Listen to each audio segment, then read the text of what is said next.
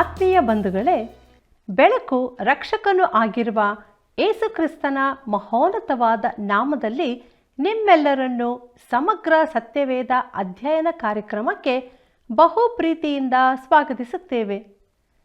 ಸತ್ಯವೇದದ ಹಲವಾರು ಪುಸ್ತಕಗಳನ್ನು ವಚನವಾಗಿ ಆಳವಾಗಿ ಅಭ್ಯಾಸ ಮಾಡಿ ಆತ್ಮದಲ್ಲಿ ಬಲ ಹೊಂದಿರುವ ನಾವು ಇಂದಿನಿಂದ ಹೊಸ ಒಡಂಬಡಿಕೆಯ 4ನೇ ಪುಸ್ತಕವಾಗಿರುವ ಯೋಹಾನನು ಬರೆದ ಸುವಾರ್ತೆಯನ್ನು ಅಧ್ಯಯನ ಮಾಡಲಿರುವೆವು.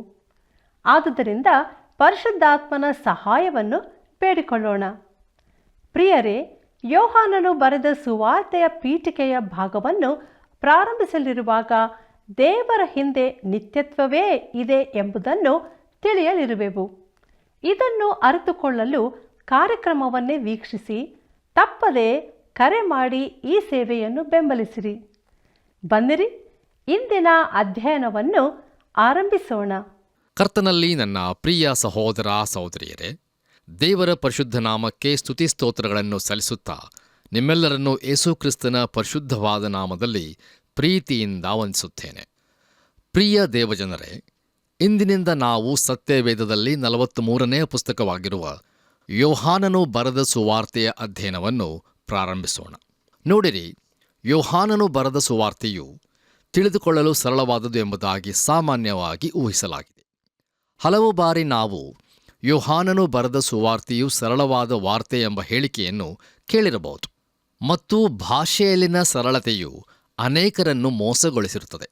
ಈ ಸುವಾರ್ತೆಯು ಏಕ ಪಠ್ಯಕ್ರಮ ಹಾಗೂ ದ್ವಿಪಠ್ಯಕ್ರಮದ ಪದಗಳಲ್ಲಿ ಬರೆಯಲಾಗಿದೆ. ಉದಾಹರಣೆಗೆಂದು ಒಂದೆರಡು ವಚನಗಳನ್ನು ನಿಮಗೆ ಎತ್ತಿ ತೋರಿಸಲು ಬಯಸುತ್ತೇನೆ. ಯೋಹಾನನು ಬರೆದ ಸುವಾರ್ತೆ 1ನೇ ಅಧ್ಯಾಯ 11ನೇ ಹಾಗೂ 12ನೇ ವಚನಗಳಲ್ಲಿ, ಆತನು ತನ್ನ ಸ್ವಾಸ್ಥ್ಯಕ್ಕೆ ಬಂದನು, ಆದರೆ ಸ್ವಂತ ಜನರು ಆತನನ್ನು ಅಂಗೀಕರಿಸಲಿಲ್ಲ.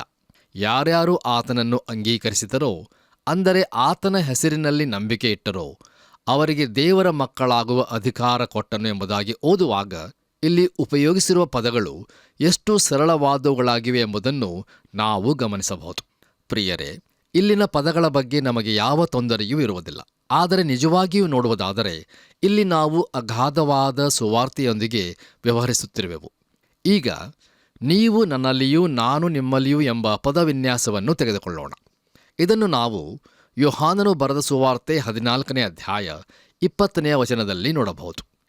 ಆಂಗ್ಲ ಭಾಷೆಯಲ್ಲಿ ಈ ವಚನವನ್ನು ನಾವು ನೋಡುವುದಾದರೆ ಅದು you in me and I in you ಎಂಬುದಾಗಿರುತ್ತದೆ. ಈ ವಚನದಲ್ಲಿ 7 ಪದಗಳಿದ್ದು ಅವುಗಳಲ್ಲಿ 1 ಸಂಯೋಗವು, 2 ಉಪಸರ್ಗ ವ್ಯಯಗಳು ಮತ್ತು 4 ಸರ್ವನಾಮಗಳು ಇರುವುದನ್ನು ನಾವು ಗಮನಿಸಬಹುದು. ಆದರೆ ಸತ್ಯವೇದದ ಶ್ರೇಷ್ಠ ಪಂಡಿತರಾಗಲಿ ಮೇಧಾವಿಗಳಾಗಲಿ ಈ ವಚನದಲ್ಲಿ ಅಡಗಿರುವ ಶ್ರೇಷ್ಠವಾದ ಅರ್ಥವನ್ನು ಅಗೆದು ತೆಗೆಯುವುದರಲ್ಲಿ ಸಫಲರಾಗಿರುವುದಿಲ್ಲ. ಈ ವಚನದ ನೀವು ನನ್ನಲ್ಲಿ ಎಂಬುದು ರಕ್ಷಣೆಯಾದರೆ, ನಾನು ನಿಮ್ಮಲ್ಲಿ ಎಂಬುದು ಶುದ್ಧೀಕರಣವಾಗಿರುತ್ತದೆ ಎಂಬುದನ್ನಷ್ಟೇ ತಿಳಿದಿರುವ ನಾವು ಇದಕ್ಕಿಂತ ಮುಂದೆ ಹೋಗುವುದು ನಮ್ಮಿಂದ ಆಗುವುದಿಲ್ಲ. ಈ ವಚನದಲ್ಲಿನ ಪದಗಳು ಕಡಿಮೆಯಾಗಿರುವುದರಿಂದ ಹಾಗೂ ಅವುಗಳ ಅರ್ಥವನ್ನು ನಾವು ತಿಳಿದಿರುವುದರಿಂದ ಈ ವಚನವನ್ನು ಸಂಪೂರ್ಣವಾಗಿ ಗ್ರಹಿಸಿಕೊಳ್ಳಬಹುದು ಎಂದು ನಾವು ಅಂದುಕೊಳ್ಳಬಹುದು. ಹೌದು, ಪದಗಳು ಸರಳವಾಗಿವೆ, ಆದರೆ ಅವುಗಳಲ್ಲಿ ಅಡಗಿರುವ ಅರ್ಥವು ಬಹು ಆಳವಾಗಿದೆ. ಪ್ರಿಯ ದೇವಜನರೇ, ಯೋಹಾನನು ದೈವಿಕ ಗೂಢತ್ವಗಳ ಅಥವಾ ರಹಸ್ಯಗಳ ಆಳದಲ್ಲಿ ಉತ್ಕೃಷ್ಟತೆಯನ್ನು ಹೊಂದಿರುತ್ತಾನೆ ಎಂಬುದಾಗಿ ಜೆರೋಮ್ ಎಂಬುವರು ಯೋಹಾನನ ಸುವಾರ್ತೆಯ ಕುರಿತು ಹೇಳಿರುತ್ತಾರೆ. ಇದು ಖಂಡಿತವಾಗಿಯೂ ಬಹು ಸತ್ಯವಾದ ಹೇಳಿಕೆಯಾಗಿದೆ. Doctor A.T. ಪಿಯರ್ಸನ್ ಎಂಬುವರು ಅದನ್ನೇ ಹೀಗೆ ಹೇಳಿರುತ್ತಾರೆ.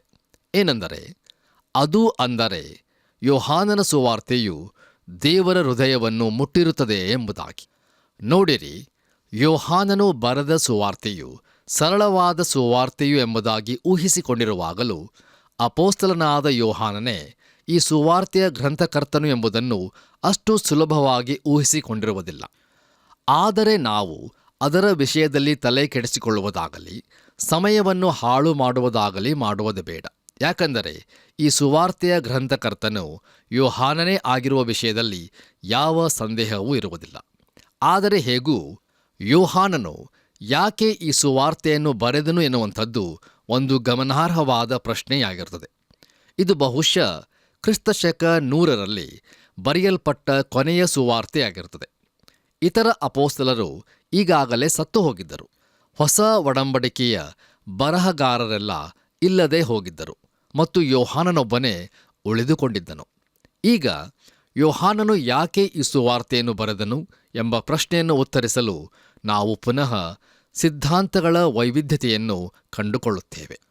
ಪ್ರಿಯರೇ, ಈ ಸುವಾರ್ತೆಯು ಸಭೆಯ ಮೊಟ್ಟಮೊದಲ ಧರ್ಮದ್ರೋಹಿಯಾಗಿದ್ದ ನಾಸ್ತಿಕತೆಯನ್ನು ಸಂಧಿಸಲು ಬರೆದಿರುವಂಥದ್ದು ಎಂಬುದಾಗಿ ಹೇಳುವವರು ಇದ್ದಾರೆ. ಈ ನಾಸ್ತಿಕರು ಯೇಸುವನ್ನು ದೇವರೆಂದು ನಂಬುತ್ತಿದ್ದರು, ಆದರೆ ಆತನು ಎಂದಿಗೂ ಮನುಷ್ಯನಾಗಿರಲಿಲ್ಲ. ಶಿಷ್ಯರು ಆತನನ್ನು ನೋಡಿದ್ದಾರೆ ಎಂದು ಅಂದುಕೊಂಡಿದ್ದರಷ್ಟೇ, ಆದರೆ ಅವರೆಂದೂ ಆತನನ್ನು ನೋಡಿರಲಿಲ್ಲ. ಮತ್ತು ಯೋಹಾನನು ನಾಸ್ತಿಕನಾದ ಸೆರಿಂತಸ್ಸನನ್ನು ತಪ್ಪಿಸ್ತನೆಂದು ತೋರಿಸುವ ಉದ್ದೇಶವನ್ನು ಹೊಂದಿದ್ದನು ಎಂದು ಐರೆನೆಸ್ ಎಂಬುವರು ವ್ಯಕ್ತಪಡಿಸಿರುತ್ತಾರೆ. ಆದರೆ ಇದು ವಿವಾದಾತ್ಮಕ ಸುವಾರ್ತೆಯಾಗಿರುವುದಿಲ್ಲ ಹಾಗೂ ಯೋಹಾನನು ಅಂಥ ಸಮಸ್ಯೆಯನ್ನು ಬಗೆಹರಿಸಲು ಪ್ರಯತ್ನಿಸಿರುವುದಿಲ್ಲ ಎಂಬುದಾಗಿ ಥೋಲಕ್ ಎಂಬುವರು ಬಹು ಸ್ಪಷ್ಟಪಡಿಸಿರುತ್ತಾರೆ. ಇನ್ನೂ ಕೆಲವರು ಹೇಳುವುದೇನೆಂದರೆ, ಈ ಸುವಾರ್ತೆಯು ಇತರ ಸುವಾರ್ತೆಗಳಿಗೆ ಪೂರಕವಾಗಿರುತ್ತದೆ.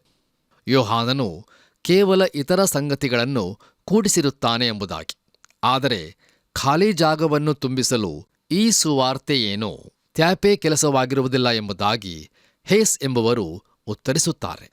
ಕರ್ತನಲ್ಲಿ ನನ್ನ ಪ್ರಿಯ ಆತ್ಮೀಯ ಬಂಧುಗಳೇ, 4 ಸುವಾರ್ತೆಗಳಲ್ಲಿ ಅಥವಾ ಒಂದೇ ಸುವಾರ್ತೆಯ 4 ಪುಸ್ತಕಗಳಲ್ಲಿ ಯೋಹಾನನು ತನ್ನ ಆತ್ಮೀಕ ತಿಳುವಳಿಕೆಯ ಉಲ್ಲೇಖದ ಕುರಿತು ಹದ್ದಿನೊಂದಿಗೆ ಹೋಲಿಸಿ ಅದನ್ನು ಅನರ್ಹವಾಗಿ ಅಲ್ಲದೆ ಉನ್ನತಕ್ಕೆ ಏರಿಸಿರುವನು ಮತ್ತು ಇತರ 3 ಸುವಾರ್ತೆಗಳಿಗಿಂತ ತನ್ನ ಘೋಷಣೆಯನ್ನು ಬಹು ಅದ್ಭುತವಾಗಿ ದೂರಕ್ಕೆ ಎತ್ತಿರುವನು ಮತ್ತು ಹಾಗೆ ಮಾಡುವುದರ ಮೂಲಕ ನಮ್ಮ ಹೃದಯಗಳನ್ನು ಎತ್ತುವಂತೆ ಕೋರಿರುವನು.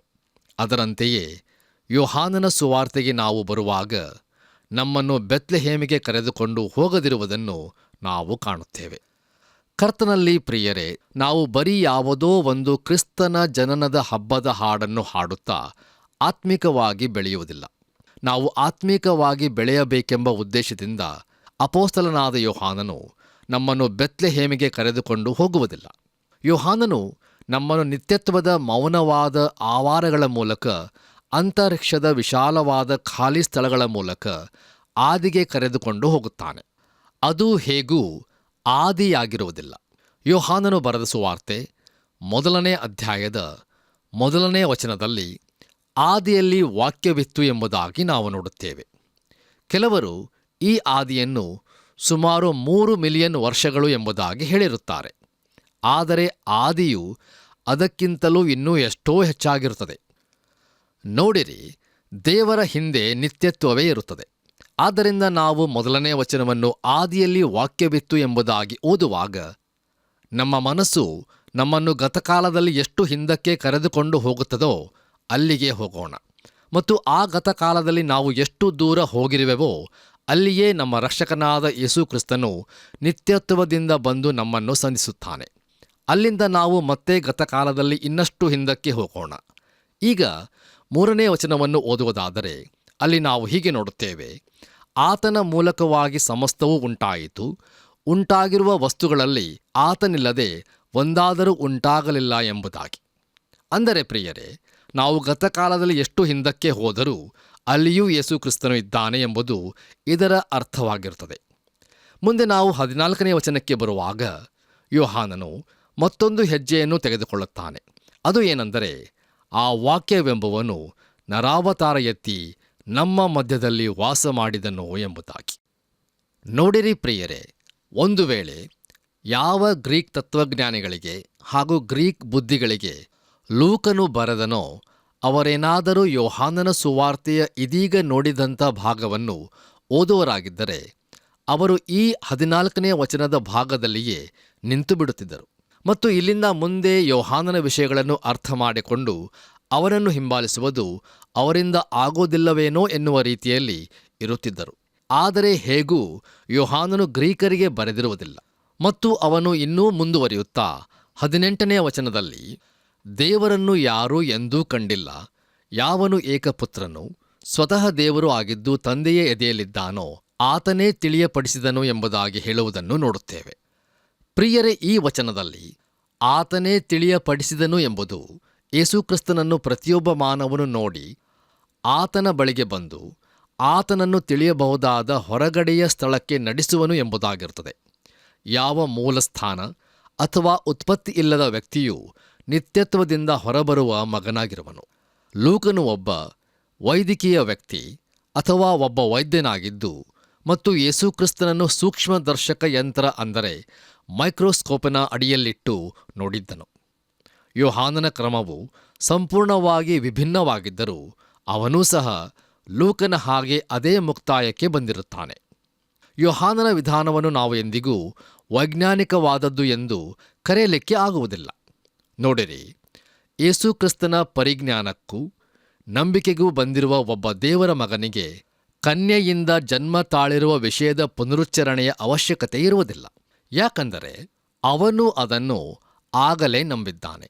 ಆದುದರಿಂದ ಅವನು ಯೋಹಾನನ ಸುವಾರ್ತೆಗೆ ಬಂದು ಅದನ್ನು ಧ್ಯಾನಿಸುತ್ತಿದ್ದಂತೆಯೇ ಅದರಲ್ಲಿ ಅತ್ಯಾನಂದವನ್ನು ಹೇಳತೀರದ ಹರ್ಷವನ್ನೂ ಕಂಡುಕೊಳ್ಳುತ್ತಾನೆ. ಆದರೆ ಪ್ರಿಯರೇ, ದುಃಖಕರವಾದ ಸಂಗತಿ ಏನೆಂದರೆ ದೇವರ ಮಗನಾಗಿರದವನು ಈ ಸುವಾರ್ತೆಯನ್ನು ಹೊಂದಿರಬೇಕೆಂದು ದೇವರ ಮಗನಾಗಿರುವವನು ಬಯಸುತ್ತಾನೆ. ಈ ಸುವಾರ್ತೆಯು ಬೇರೆ ಸುವಾರ್ತೆಗಳಿಗಿಂತ ವೈಯಕ್ತಿಕ ಕೆಲಸಗಳಲ್ಲಿ ಉಪಯೋಗಿಸಿರುವುದನ್ನು ನಾವು ನೋಡುತ್ತೇವೆ. ಇದು ಬಹು ಸರಳವಾದ ಸುವಾರ್ತೆಯೆಂದು ಒಬ್ಬ ಸರ್ವಸಾಮಾನ್ಯ ದೇವರ ಮಗನು ಪರಿಗಣಿಸುತ್ತಾನೆ. ಆದರೆ ಇದು ಸುಲಭವಾದ ಅಥವಾ ಸರಳವಾದ ಸುವಾರ್ತೆಯಾಗಿರುವುದಿಲ್ಲ. ಆದರೆ ಇದು ಬಹು ಅಗಾಧವಾದದ್ದಾಗಿದೆ. ಹಾಗೂ ಇದು ದೇವರ ಮಕ್ಕಳನ್ನು ಬೆಳೆಯುವಂತೆ ಸಾಮರ್ಥ್ಯಗೊಳಿಸುತ್ತದೆ. ಯೋಹಾನನ ಸುವಾರ್ತೆಯು ಈಗಾಗಲೇ ನಂಬಿರುವವರಿಗಾಗಿ ಇರುತ್ತದೆ. ಯಾಕಂದರೆ ಈ ಸುವಾರ್ತೆಯ 13ನೇ ಅಧ್ಯಾಯಕ್ಕಾಗಲಿ ಮತ್ತು 17ನೇ ಅಧ್ಯಾಯಕ್ಕಾಗಲಿ ಬರುವಾಗ ಅವು ಖಂಡಿತವಾಗಿಯೂ ವಿಶ್ವಾಸಿಗಳಿಗಾಗಿ ಇರುತ್ತವೆ. ಯೇಸುಕ್ರಿಸ್ತನು ತನ್ನವರನ್ನು ಅಥವಾ ತನ್ನ ಸ್ವಂತದವರನ್ನು ಮೇಲುಪ್ಪರಿಗೆಯಲ್ಲಿ ಕರೆದುಕೊಂಡು ಹೋಗಿ ಅವರ ಬೆಳವಣಿಗೆಗೆ ಅವರನ್ನು ಸಾಮರ್ಥ್ಯಗೊಳಿಸುವ ಸಂಗತಿಗಳನ್ನು ಪ್ರಕಟಿಸಿದನು. ಈ ವಿಷಯವನ್ನು ಬೇರೆ ಯಾವ ಸುವಾರ್ತೆಯ ಬರಹಗಾರನೂ ನಮಗೆ ಕೊಟ್ಟಿರುವುದಿಲ್ಲ. ಯಾಕಂದರೆ ಅವರೆಲ್ಲರೂ ಯೇಸುಕ್ರಿಸ್ತನನ್ನು ಲೋಕರಕ್ಷಕನೆಂದು ಪರಿಚಯಪಡಿಸಿರುವ ಸುವಾರ್ತಿಕರಾಗಿರುವರು. ಅಪೊಸ್ತಲನಾದ ಯೋಹಾನನು ಸಹ ಅದನ್ನೇ ಮಾಡಿರುತ್ತಾನೆ. ಆದರೆ ಅವನು ಬರೆದಿರುವುದು ಪ್ರಾಥಮಿಕವಾಗಿ ವಿಶ್ವಾಸಿಗಳ ಬೆಳವಣಿಗೆಗಾಗಿ ಇರುತ್ತದೆ. ಕರ್ತನಲ್ಲಿ ಪ್ರಿಯ ಸಹೋದರ ಸಹೋದರಿಯರೇ, ಅಪೊಸ್ತಲನಾದ ಯೋಹಾನನು ಪುನರುತ್ಥಾನನಾದ ಯೇಸುಕ್ರಿಸ್ತನ ಕುರಿತು ಇತರ ಸುವಾರ್ತೆಯ ಬರಹಗಾರರಿಗಿಂತ ಹೆಚ್ಚಿನದನ್ನು ನೀಡಿರುತ್ತಾನೆ. ವಾಸ್ತವಿಕವಾಗಿ ನೋಡುವುದಾದರೆ ಉಳಿದೆಲ್ಲ ಸುವಾರ್ತೆಯ ಬರಹಗಾರರು ಬರೆದಿರುವುದೆಲ್ಲರ ಮೊತ್ತಕ್ಕಿಂತಲೂ ಯೋಹಾನನು ಹೆಚ್ಚಾಗಿ ಬರೆದಿರುತ್ತಾನೆ. ಯೇಸುಕ್ರಿಸ್ತನನ್ನು ಕೂಡ ನಾವು ಶರೀರ ಸಂಬಂಧವಾಗಿ ತಿಳಿದಿದ್ದರೂ ಇನ್ನು ಮುಂದೆ ಆತನನ್ನು ಹಾಗೆ ತಿಳಿದುಕೊಳ್ಳುವುದಿಲ್ಲ ಎಂಬುದಾಗಿ ಅಪೊಸ್ತಲನಾದ ಪೌಲನು ಹೇಳಿರುತ್ತಾನೆ. ಅದರ ಬದಲಾಗಿ ನಾವು ಆತನನ್ನು ಪುನರುತ್ಥಾನನಾದ ಕ್ರಿಸ್ತನೆಂಬುದಾಗಿ ತಿಳಿದುಕೊಂಡಿರುತ್ತೇವೆ. ಈ ಕಾರಣದಿಂದಲೇ ಯೋಹಾನನು ಯೇಸುಕ್ರಿಸ್ತನ ಪುನರುತ್ಥಾನದ ನಂತರದ ಪ್ರತ್ಯಕ್ಷತೆಗಳನ್ನು ನೀಡುವ ಪ್ರಯತ್ನಗಳನ್ನು ಮಾಡಿ 7 ಪ್ರತ್ಯಕ್ಷತೆಗಳನ್ನು ನೀಡಿರುತ್ತಾನೆ. ಅವುಗಳಲ್ಲಿ ಅತಿ ನಾಟಕೀಯವಾದವುಗಳಲ್ಲಿ ಒಂದಾಗಿರುವ ಆತನು ತೋಟದಲ್ಲಿ ಮಗ್ದಲದ ಮರಿಯಳಿಗೆ ಕಾಣಿಸಿಕೊಂಡದ್ದು ಮೊಟ್ಟ ಮೊದಲನೆಯದಾಗಿರುತ್ತದೆ. ಆತನು ತನ್ನ ಶಿಷ್ಯರಿಗೆ ತೋಮನ ಅನುಪಸ್ಥಿತಿಯಲ್ಲಿ ಮೇಲುಪ್ಪರಿಗೆಯಲ್ಲಿ ಕಾಣಿಸಿಕೊಂಡದ್ದು ಎರಡನೆಯದಾಗಿರುತ್ತದೆ. ಮೂರನೆಯದು ಆತನು ಮತ್ತೆ ತನ್ನ ಶಿಷ್ಯರಿಗೆ ಕಾಣಿಸಿಕೊಂಡದ್ದು. ಆದರೆ ಈ ಸಾರಿ ತೋಮನು ಅವರೊಂದಿಗಿದ್ದನು. ಈ 3 ಪ್ರತ್ಯಕ್ಷತೆಗಳು 20ನೆಯ ಅಧ್ಯಾಯದಲ್ಲಿಯೇ ನಮಗೆ ಸಿಕ್ಕುತ್ತವೆ. ನಂತರ ಆತನು ಗಲಿಲಾಯ ಸಮುದ್ರದ ಬಳಿಯಲ್ಲಿ ಕಾಣಿಸಿಕೊಂಡದ್ದನ್ನು ನಾವು ನೋಡುತ್ತೇವೆ. ಹಲವಾರು ಶಿಷ್ಯರು ಮೀನು ಹಿಡಿಯುವುದಕ್ಕೆ ಹೋಗಿದ್ದರು. ಆತನು ದಡದಿಂದಲೇ ಅವರನ್ನು ಕೂಗಿ, ಮಕ್ಕಳಿರಾ, ಊಟಕ್ಕೆ ನಿಮಗೆ ಏನೂ ಇಲ್ಲವೇ ಎಂದು ಕೇಳಿದನು. ನೋಡಿರಿ, ಆತನು ಮುಂದೊಂದು ದಿನ ಅದೇ ಪ್ರಶ್ನೆಯನ್ನು ನಮಗೂ ಸಹ ಕೇಳಲಿರುವನು. ನಾವು ಇತ್ತೀಚೆಗಷ್ಟೇ ಮೀನು ಹಿಡಿಯುವುದರಲ್ಲಿ ನಮ್ಮನ್ನು ತೊಡಗಿಸಿಕೊಂಡಿರುವೆವೋ? ಸರಿ. ಹಾಗಾದರೆ ಆತನು ಹೇಳುವ ರೀತಿಯಲ್ಲಿಯೇ ಆತನ ಸೂಚನೆಗಳಂತೆಯೇ ನಾವು ಮೀನು ಹಿಡಿಯಬೇಕಾಗಿರುತ್ತದೆ. ದಯಮಾಡಿ ಆಲೋಚಿಸಿ ನೋಡಿರಿ. ನಂತರ ಪ್ರಿಯರೇ, ಆತನು ಅವರಿಗೋಸ್ಕರ ಊಟವನ್ನು ಸಿದ್ಧಪಡಿಸಿದನು. ಇಂದು ನಮಗೂ ಸಹ ಆತನು ಆತ್ಮೀಕ ಊಟವನ್ನು ಬಡಿಸಲು ಸಿದ್ಧನಾಗಿದ್ದಾನೆ. ಮುಂದೆ ನಾವು ಯೇಸುಕ್ರಿಸ್ತನು ಪೇತ್ರನೊಂದಿಗೆ ಮಾಡಿದ ಸಂಭಾಷಣೆಯನ್ನು ನೋಡುತ್ತೇವೆ. ಸೀಮೋನನೇ, ನನ್ನ ಮೇಲೆ ಮಮತೆ ಇಟ್ಟಿದ್ದೀಯೋ ಎಂಬುದಾಗಿ ಕೇಳುತ್ತಾ ಅವನಿಗೆ ಆದೇಶ ನೀಡಿರುವುದನ್ನು ನಾವು ನೋಡುತ್ತೇವೆ. ಕರ್ತನಲ್ಲಿ ಪ್ರಿಯರೇ, ದಯಮಾಡಿ ಗಮನಿಸಿರಿ. ಯೇಸು ಕ್ರಿಸ್ತನಿಗಾಗಿ ಸೇವೆ ಸಲ್ಲಿಸಲು ಸಮರ್ಥರಾಗಲು ಸೆಮಿನರಿಯ ಪದವೀಧರನಾಗಿರಬೇಕೆಂದು ಆತನು ಕೇಳುತ್ತಾ ಇಲ್ಲ. ನೀನು ನನ್ನನ್ನು ಪ್ರೀತಿಸುತ್ತೀಯೋ ಎಂಬುದಾಗಿ ಆತನು ಕೇಳಿದನು. ಮತ್ತು ಅದೊಂದೇ ನಿಯಮವಾಗಿರುತ್ತದೆ. ದಯಮಾಡಿ ನನ್ನನ್ನು ಅಪಾರ್ಥ ಮಾಡಿಕೊಳ್ಳಬೇಡಿರಿ. ನಾವು ಆತನನ್ನು ಪ್ರೀತಿಸುವರಾದರೆ ಆತನು ನಮಗೋಸ್ಕರ ಹೊಂದಿರುವ ಸೇವೆಗಾಗಿ ಸಿದ್ಧಗೊಳ್ಳಲು ತರಬೇತಿಯ ಅಗತ್ಯತೆಯಿರುತ್ತದೆ. ಆದರೆ ನಾವು ಆತನನ್ನು ಪ್ರೀತಿಸುತ್ತೇವೋ ಏನೋ ಎಂಬುದನ್ನು ಆತನು ತಿಳಿಯಲು ಬಯಸುತ್ತಾನೆ. ನಂತರ ಪೇತ್ರನು ರಕ್ತಸಾಕ್ಷಿಯಾಗಲಿರುವನು. ಆದರೆ ಯೋಹಾನನು ಸುವಾರ್ತೆಯನ್ನು, 3 ಪತ್ರಿಕೆಗಳನ್ನು ಮತ್ತು ಪ್ರಕಟಣೆಯ ಪುಸ್ತಕವನ್ನು ಬರೆಯಲು ಜೀವದಿಂದಿರುವನು ಎಂಬುದಾಗಿ ಹೇಳಲ್ಪಟ್ಟನು. ಹೀಗೆ ಯೋಹಾನನು ಯೇಸುಕ್ರಿಸ್ತನು 7 ಸಾರಿ ಪ್ರತ್ಯಕ್ಷನಾದದ್ದರ ಕುರಿತು ದಾಖಲಿಸುತ್ತಾನೆ. ಮತ್ತು ಅವೆಲ್ಲವೂ ವಿಶ್ವಾಸಿಗಳಿಗಾಗಿಯೇ ಇರುತ್ತವೆ. ಅವು ನಮ್ಮನ್ನು ಸಜ್ಜುಗೊಳಿಸುವಂಥವುಗಳಾಗಿವೆ. ದೇವರ ನಾಮಕ್ಕೆ ಸ್ತೋತ್ರವಾಗಲಿ. ಕರ್ತನಲ್ಲಿ ನನ್ನ ಪ್ರಿಯ ಸಹೋದರ ಸಹೋದರಿಯರೇ, ಯೇಸುಕ್ರಿಸ್ತನ ಜನನದ ಸಮಯದಲ್ಲಿ ಅನ್ಯ ಲೋಕದಲ್ಲೆಲ್ಲ ಶ್ರೇಷ್ಠ ನಿರೀಕ್ಷೆಯೂ ಇತ್ತು. ಅದು ಒಂದು ವಿಚಿತ್ರವಾದಂಥ ಸಂಗತಿಯಾಗಿತ್ತು. ಪ್ರಿಯರೇ, ಇಲ್ಲಿರುವ ಅದ್ಭುತವೇನೆಂದರೆ, ಈ ಯೋಹಾನನ ಸುವಾರ್ತೆಯು ವಿಶ್ವಾಸಿಗಳ ಅವಶ್ಯಕತೆಯನ್ನು ಸಂಧಿಸಲು ನಿರ್ದಿಷ್ಟವಾಗಿ ರೂಪಿಸಲಾಗಿದೆ. ಹಾಗೂ ಇನ್ನಾವುದೂ ಇಲ್ಲದೇ ಇರುವಂಥ ರೀತಿಯಲ್ಲಿ ಇದು ಪೌರಸ್ತ್ಯ ಮನಸ್ಸಿಗಾಗಿ ರೂಪಿಸಲ್ಪಟ್ಟಿರುತ್ತದೆ. ನೋಡಿರಿ, ಪೌರಸ್ತ್ಯರು ಎಂಬುದಾಗಿ ಹೇಳುವಾಗ ನಾನು ಯಾವ ಅರ್ಥದೊಂದಿಗೆ ಹೇಳುತ್ತಿರುವೆನು? ಅವರು ಯಾರೆಂದರೆ ಐಗುಪ್ತ್ಯರು, ಬಾಬಿಲೋನಿನವರು, ಪಾರಸಿಯರು ಮತ್ತು ಭಾರತ ಹಾಗೂ ಚೀನಾದಲ್ಲಿನ ಅಸಂಖ್ಯಾತರೂ ಆಗಿದ್ದಾರೆ. ಇಂದಿನ ದಿನದವರೆಗೂ ಜಗತ್ತಿನ ಆ ಭಾಗದ ಕುರಿತು ಸ್ವಲ್ಪವನ್ನೇ ನಾವು ತಿಳಿದಿರುತ್ತೇವೆ. ಓಬೇಟ್ ಮತ್ತು ಹೊರಗಣ ಮಂಗೋಲಿಯಾದ ಬಗ್ಗೆ ನಾವೇನು ಹೇಳಬಹುದು? ಅದು ಇನ್ನೂ ನಿಗೂಢವಾದ ಮೂಡಣವಾಗಿದೆ. ಪ್ರಿಯರೇ, ಒಂದಂತೂ ನಮಗೆ ತಿಳಿದದೆ. ಅದೇನೆಂದರೆ ಅಲ್ಲಿ ಅದ್ಭುತವಾದ ಐಶ್ವರ್ಯವಿರುತ್ತದೆ ಮತ್ತು ಅದರ ಪಕ್ಕದಲ್ಲಿಯೇ ನೀಚ ದೆಸೆಯ ಬಡತನವಿರುತ್ತದೆ. ಇಂಥ ನಿಗೂಢ ಸ್ಥಳದಿಂದ ಪಂಡಿತರು ಹೊರಟು ಬಂದರು. ಅವರು ಆತನಿಗಾಗಿ ಚಿನ್ನ, ಧೂಪ, ರಕ್ತಬೋಳಗಳೆಂಬ ಉಡುಗೊರೆಗಳನ್ನು ತರುತ್ತಿದ್ದರು. ಅಲ್ಲಿ ಉತ್ತರಿಸಬೇಕಾಗಿರುವ ಅನೇಕ ಪ್ರಶ್ನೆಗಳು ಇರುತ್ತವೆ. ಮೂಡಣದ ವೈಭವವು ನಂಬಲಾಗದ ಐಶ್ವರ್ಯದ ಕುರಿತು ಪ್ರಕಟಿಸುತ್ತದೆ ಮತ್ತು ಅದು ಇನ್ನೂ ಅಲ್ಲಿರುತ್ತದೆ.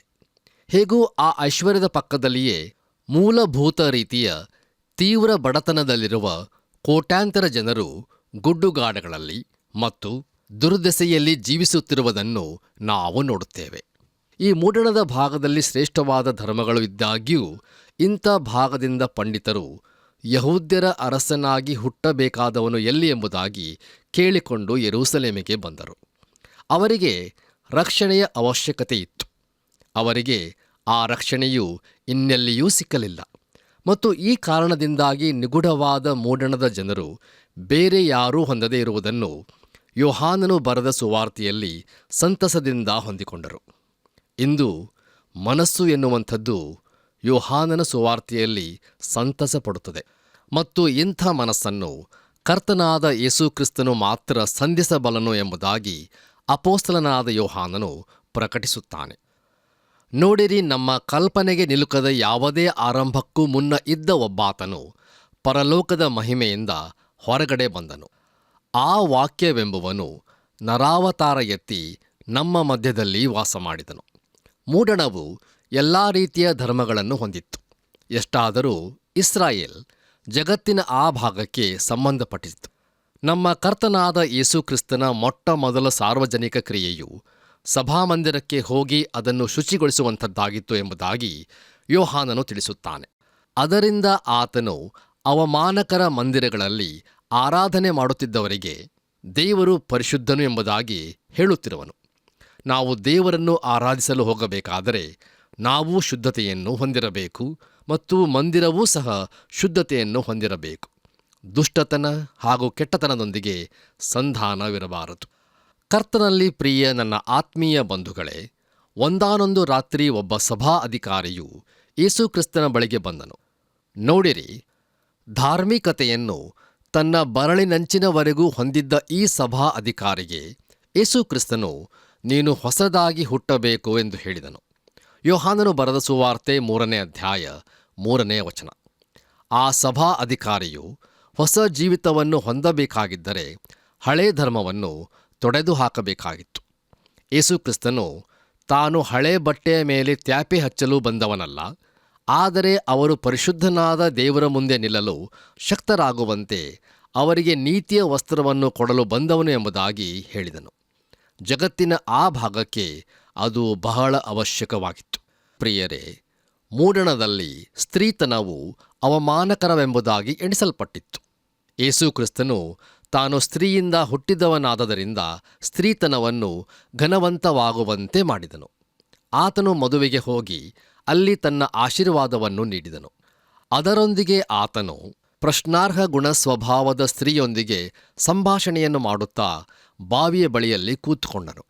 ಪ್ರಿಯರೇ, ಯೇಸು ಕ್ರಿಸ್ತನು ಜನಸಮೂಹಕ್ಕೆ ಊಟ ನೀಡಿದನು. ಅದನ್ನು ಹೊಂದಿಕೊಂಡೇ ಜೀವಕರ ರೊಟ್ಟಿಯ ಬಗ್ಗೆ ಉಪದೇಶ ಅಥವಾ ಉಪನ್ಯಾಸ ನಡೆಯಿತು.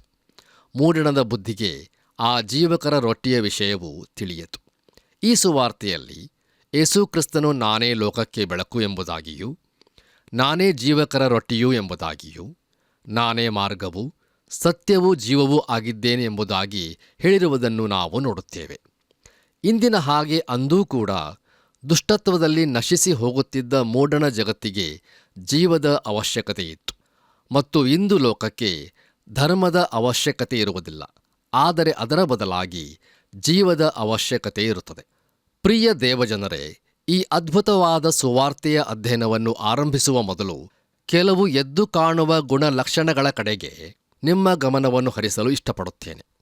ನೋಡಿರಿ, ಮೊದಲಿನ 3 ಸುವಾರ್ತೆಗಳು ಒಂದೇ ಮಾದರಿಯ ದೃಷ್ಟಿಕೋನದಿಂದ ಬರೆಯಲ್ಪಟ್ಟಿರುವುದರಿಂದ ಸಮಾನ ದೃಷ್ಟಿಯ ಸುವಾರ್ತೆಗಳು ಎಂಬುದಾಗಿ ಕರೆಯಲ್ಪಡುತ್ತವೆ. ಆದರೆ 4ನೇ ಸುವಾರ್ತೆಯು ವಿಭಿನ್ನವಾಗಿರುತ್ತದೆ. ಮೊದಲನೆಯದಾಗಿ ಮತ್ತಾಯ ಮತ್ತು ಮಾರ್ಕನ ಸುವಾರ್ತೆಗಳು ಯೇಸುವಿನ ಮಹತ್ಕಾರ್ಯಗಳ ಕುರಿತು ಒತ್ತಿ ಹೇಳಿದರೆ, ಲೂಕನ ಸುವಾರ್ತೆಯು ಸಾಮ್ಯಗಳಿಗೆ ಪ್ರಾಧಾನ್ಯತೆಯನ್ನು ನೀಡಿರುತ್ತದೆ. ಆದರೆ ಯೋಹಾನನ ಸುವಾರ್ತೆಯು ಯಾವುದನ್ನೂ ಮಾಡುವುದಿಲ್ಲ. ಎರಡನೆಯದಾಗಿ, ಯೋಹಾನನ ಸುವಾರ್ತೆಯಲ್ಲಿನ ಅದ್ಭುತ ಕಾರ್ಯಗಳು ಸೂಚಕ ಕಾರ್ಯಗಳಾಗಿ ಕೊಡಲ್ಪಟ್ಟಿರುತ್ತವೆ ಮತ್ತು ನಿಶ್ಚಿತವಾದ ಶ್ರೇಷ್ಠ ಸತ್ಯಾರ್ಥಗಳ ಅರ್ಥ ವಿವರಣೆ ಮಾಡಲು ಅವುಗಳನ್ನು ಮಹತ್ವಪೂರ್ಣ ಪ್ರಮಾಣದ ತಾರತಮ್ಯದಿಂದ ಆಯ್ದುಕೊಳ್ಳಲಾಗಿದೆ. ಯೋಹಾನನ ಸುವಾರ್ತೆಯಲ್ಲಿ 11 ನಿರ್ದಿಷ್ಟವಾದ ಸೂಚಕ ಕಾರ್ಯಗಳು ಇರುತ್ತವೆ. ಇನ್ನು ಮೂರನೆಯದಾಗಿ, ಈ 4ನೆಯ ಸುವಾರ್ತೆಯಲ್ಲಿ ಸಾಮ್ಯಗಳು ಇರುವುದಿಲ್ಲ. ಆದರೆ ಯೋಹಾನನು ಬರೆದ ಸುವಾರ್ತೆ 10ನೇ ಅಧ್ಯಾಯ 6ನೇ ವಚನದಲ್ಲಿ ಉಪಮಾನ ಎಂಬುದಾಗಿ ನೋಡುತ್ತೇವೆ. ಅದು ಸಾಮ್ಯವಾಗಿರುವುದಿಲ್ಲ. ಒಳ್ಳೆ ಕುರುಬನ ಕಥೆಯು ಸಾಮ್ಯವಾಗಿರುವುದಿಲ್ಲ, ಅದು ಒಂದು ಉಪನ್ಯಾಸವಾಗಿರುತ್ತದೆ. ಯೋಹಾನನು ಈ ಸುವಾರ್ತೆಯಲ್ಲಿ ನೀಡಿರುವ ಕಾಲಾನುಸಾರವಾದ ಕ್ರಮವು ಗಮನಾರ್ಹವಾದದ್ದು. ವಾಸ್ತವಿಕವಾಗಿ ನಾವು ಅದನ್ನು ಅನುಕ್ರಮವಾಗಿ ಹಿಂಬಾಲಿಸಿಕೊಂಡು ಹೋಗುವುದಾದರೆ ಅದು ಯೇಸುಕ್ರಿಸ್ತನ 3.5 ವರ್ಷದ ಸೇವೆಯನ್ನು ಸರಿಯಾಗಿ ಹೊಂದಿಸಬಹುದಾದ ನಿಚ್ಚಣಿಕೆಯನ್ನು ಕೊಡುತ್ತದೆ. ಯೋಹಾನನು ತಾರ್ಕಿಕವಾದ ರೀತಿಯಲ್ಲಿ ಮಾತ್ರವಲ್ಲ, ಕಾಲಾನುಸಾರವಾದ ಅನುಕ್ರಮವನ್ನು ಸಹ ಕೊಟ್ಟಿರುತ್ತಾನೆ. ಯೇಸುಕ್ರಿಸ್ತನು ದಣಿದಿರುವುದನ್ನು, ಬಾಯಾರಿರುವುದನ್ನು ಹಾಗೂ ಅತ್ತಿರುವುದನ್ನು ಹೇಳುವುದರ ಮೂಲಕ ಹೆಚ್ಚು ಮಾನವೀಯತೆಯನ್ನು ಸೇರಿಸಿರುತ್ತಾನೆ. ಮತ್ತೊಂದು ವಿಷಯವೇನೆಂದರೆ, ಕ್ರಿಸ್ತನು ಎಂಬುದಾಗಿ ಉಪಯೋಗಿಸುವುದಕ್ಕಿಂತ ಅವನು ಯೇಸು ಎಂಬುದಾಗಿ ಹೆಚ್ಚು ಉಪಯೋಗಿಸಿರುತ್ತಾನೆ. ದೇವರು ಮಾನವನಾದನು ಎಂಬ ಕಾರಣದಿಂದ ಅವನು ಯೇಸು ಎಂಬ ಹೆಸರಿನ ಮೇಲೆ ಹೆಚ್ಚು ಪ್ರಾಧಾನ್ಯತೆಯನ್ನು ನೀಡಿರುತ್ತಾನೆ. ಅಷ್ಟೇ ಅಲ್ಲದೆ ಪ್ರಿಯರೇ, ಇಲ್ಲಿ ಪ್ರಬಲವಾದ ಚಳುವಳಿ ಇರುವುದನ್ನು ನಾವು ನೋಡುತ್ತೇವೆ ಮತ್ತು ಅದು ಯೋಹಾನನು ಬರೆದ ಸುವಾರ್ತೆ 16ನೇ ಅಧ್ಯಾಯ 28ನೇ ವಚನದಲ್ಲಿ ಹೀಗೆ ಬರೆಯಲ್ಪಟ್ಟಿರುತ್ತದೆ: ತಂದೆಯ ಬಳಿಯಿಂದ ಹೊರಟು ಈ ಲೋಕಕ್ಕೆ ಬಂದಿದ್ದೇನೆ, ಇನ್ನು ಲೋಕವನ್ನು ಬಿಟ್ಟು ತಂದೆಯ ಬಳಿಗೆ ಹೋಗುತ್ತೇನೆ ಅಂದನು ಎಂಬುದಾಗಿ. ಹೌದು ಪ್ರಿಯರೇ, ದೇವರು ಮಾನವನಾದನು. ಇದು ಭವ್ಯವಾದ ನಿಜಾಂಶವನ್ನು ಹೊಂದಿರುವ ಸರಳವಾದ ಹೇಳಿಕೆಯಾಗಿರುತ್ತದೆ. ಬನ್ನಿರಿ ಪ್ರಿಯರೇ, ಈಗ ನಾವು ಕ್ಲುಪ್ತವಾಗಿ ಯೋಹಾನನು ಬರೆದ ಸುವಾರ್ತೆಯ ಹೊರರೇಖೆಯನ್ನು ನೋಡಿಕೊಳ್ಳೋಣ. ಮೊದಲನೆಯದಾಗಿ, ಪೀಠಿಕಾ ಭಾಷಣ, ನರಾವತಾರ. ಯೋಹಾನನು ಬರೆದ ಸುವಾರ್ತೆ 1ನೇ ಅಧ್ಯಾಯ ಪ್ರಾರಂಭದ 18 ವಚನಗಳು. ಎರಡನೆಯದಾಗಿ, ಪೀಠಿಕೆ. ಯೋಹಾನನು ಬರೆದ ಸುವಾರ್ತೆ 1ನೇ ಅಧ್ಯಾಯ 19ರಿಂದ 51 ವಚನಗಳು. ಮೂರನೆಯದಾಗಿ, ಕ್ರಿಯೆಗಳ ಮತ್ತು ನುಡಿಗಳ ಸಾಕ್ಷಿ. ಯೋಹಾನನು ಬರೆದ ಸುವಾರ್ತೆ 2ರಿಂದ 12 ಅಧ್ಯಾಯಗಳು. 4ನೆಯದಾಗಿ ತನ್ನ ಸಾಕ್ಷಿಗಳಿಗೆ ಯೇಸುವಿನ ಸಾಕ್ಷಿ, ಮೇಲುಪ್ಪರಿಗೆಯ ಉಪನ್ಯಾಸ. ಯೋಹಾನನು ಬರೆದ ಸುವಾರ್ತೆ 13ರಿಂದ 17 ಅಧ್ಯಾಯಗಳು. 5ನೆಯದಾಗಿ ಜಗತ್ತಿಗೆ ಸಾಕ್ಷಿ, ಯೋಹಾನನು ಬರೆದ ಸುವಾರ್ತೆ 18ರಿಂದ 20 ಅಧ್ಯಾಯಗಳು. 6ನೆಯದಾಗಿ ಹಿನ್ನುಡಿ ಅಥವಾ ಕಡೇನುಡಿ, ಮಹಿಮೆ ಹೊಂದುವುದು ಅಥವಾ ದಿವ್ಯ ಪದವಿಗೇರಿಸುವುದು, ಯೋಹಾನನು ಬರೆದ ಸುವಾರ್ತೆ 21ನೇ ಅಧ್ಯಾಯ. ಕರ್ತನಲ್ಲಿ ನನ್ನ ಪ್ರಿಯ ಸಹೋದರ ಸಹೋದರಿಯರೇ, ಇಲ್ಲಿಯವರೆಗೂ ನಾವು ಯೋಹಾನನು ಬರೆದ ಸುವಾರ್ತೆಯ ಪೀಠಿಕಾ ಭಾಗವನ್ನು ಹಾಗೂ ಹೊರರೇಖೆಯನ್ನು ಧ್ಯಾನ ಮಾಡಿದೆವು. ಮುಂದಿನ ಕಾರ್ಯಕ್ರಮದಿಂದ ನಾವು ಯೋಹಾನನು ಬರೆದ ಸುವಾರ್ತೆಯ ಎಲ್ಲ ಅಧ್ಯಾಯಗಳನ್ನು ವಚನವಾಗಿ ಧ್ಯಾನಿಸೋಣ. ಆದ್ದರಿಂದ ಪ್ರಿಯರೇ, ಕಾರ್ಯಕ್ರಮವನ್ನು ಆಲಿಸಲು ಪ್ರಾರ್ಥನಾಪೂರ್ವಕವಾಗಿ ಸಿದ್ಧರಾಗಬೇಕೆಂದು ನಿಮ್ಮನ್ನು ಪ್ರೀತಿಯಿಂದ ಕೇಳಿಕೊಳ್ಳುತ್ತೇನೆ. ನಮ್ಮ ಕರ್ತನಾದ ಯೇಸು ಕ್ರಿಸ್ತನ ಕೃಪೆಯು ಸದಾ ನಿಮ್ಮೊಂದಿಗಿರಲಿ. ಆಮೆನ್. ಪ್ರೀತಿಯುಳ್ಳ ಸಹೋದರ ಸಹೋದರಿಯರೇ, ಯೋಹಾನನು ಬರೆದ ಸುವಾರ್ತೆಯ ಪೀಠಿಕೆ ಭಾಗವಾದ ಅಧ್ಯಯನವನ್ನು ಈ ಗ್ರಂಥಕರ್ತನಾದ ಯೋಹಾನನು ದೈವಿಕ ಗೂಢಾರ್ಥಗಳ ಅಥವಾ ರಹಸ್ಯಗಳ ಆಳದಲ್ಲಿ ಉತ್ಕೃಷ್ಟತೆಯನ್ನು ಹೊಂದಿದ್ದನು. ಈ ಸುವಾರ್ತೆಯು ಏಕ ಮತ್ತು ದ್ವಿಪಠ್ಯ ಕ್ರಮದ ಪದಗಳಲ್ಲಿ ಬರೆಯಲಾಗಿದೆ. ನಾವು ಗತಕಾಲದಲ್ಲಿ ಹಿಂದಕ್ಕೆ ಹೋದರೂ ಕ್ರಿಸ್ತನು ಅಲ್ಲಿ ಇದ್ದಾನೆ ಎಂಬ ಪದಗಳು ನಮ್ಮನ್ನು ಬೆಳಕಿಗೂ ಜೀವಕ್ಕೂ ನಡೆಸಿದೆ. ಆದ್ದರಿಂದ ದೇವವಾಕ್ಯಗಳ ಅಧ್ಯಯನದಲ್ಲಿ ದೇವರನ್ನು ಇನ್ನೂ ಆಳವಾಗಿ ಅರಿತುಕೊಳ್ಳುವಂತಾಗಲು ದೇವರ ಬಳಿ ಬೇಡಿಕೊಳ್ಳೋಣ. ಬನ್ನಿರಿ, ಪ್ರಾರ್ಥನೆ ಮಾಡೋಣ. ಪ್ರೀತಿಯುಳ್ಳ ನಮ್ಮ ಪರಲೋಕದಲ್ಲಿರುವ ತಂದೆಯಾದ ದೇವರೇ, ಈ ಸಮಯಕ್ಕಾಗಿ ನಾವು ನಿನಗೆ ವಂದನೆಗಳನ್ನು ಸಲ್ಲಿಸ್ತೇವೆ. ಯೋಹಾನನು ಬರೆದಂಥ ಆ ಸುವಾರ್ತೆಯ ಪುಸ್ತಕದಲ್ಲಿ ಅನೇಕ ವಿಷಯಗಳನ್ನು ನಮಗೆ ಕಲಿಸ್ತಾ ಇದ್ದೀಯ, ಅದಕ್ಕಾಗಿ ಸ್ತೋತ್ರ. ಈ ವಾಕ್ಯಗಳನ್ನು ಕೇಳಿದಂಥ ವೀಕ್ಷಿಸಿದಂಥ ನಮ್ಮ ಪ್ರಿಯರನ್ನು ಆಶೀರ್ವದಿಸು. ಯೇಸುವಿನ ಹೆಸರಿನಲ್ಲಿ ಬೇಡಿದ್ದೇವೆ ತಂದೆಯೇ, ಆಮೇನ್. ಪ್ರೀತಿಯುಳ್ಳ ಸ್ನೇಹಿತರೆ, ಇತರರ ಜೀವಿತಗಳಲ್ಲಿ ಕೂಡ ಯೇಸು ಕ್ರಿಸ್ತನು ಯಾರೆಂದು ತಿಳಿಸಲು ಬಯಸುವಿರಾ? ಸುವಾರ್ಥ ಸೇವೆಯನ್ನು ಬೆಂಬಲಿಸಿರಿ. ಬಹು ಗಂಭೀರವಾದ ಮುಂದಿನ ಅಧ್ಯಯನ ಕಾರ್ಯಕ್ರಮಕ್ಕೆ ಸಿದ್ಧರಾಗೋಣ. ವಂದನೆಗಳು.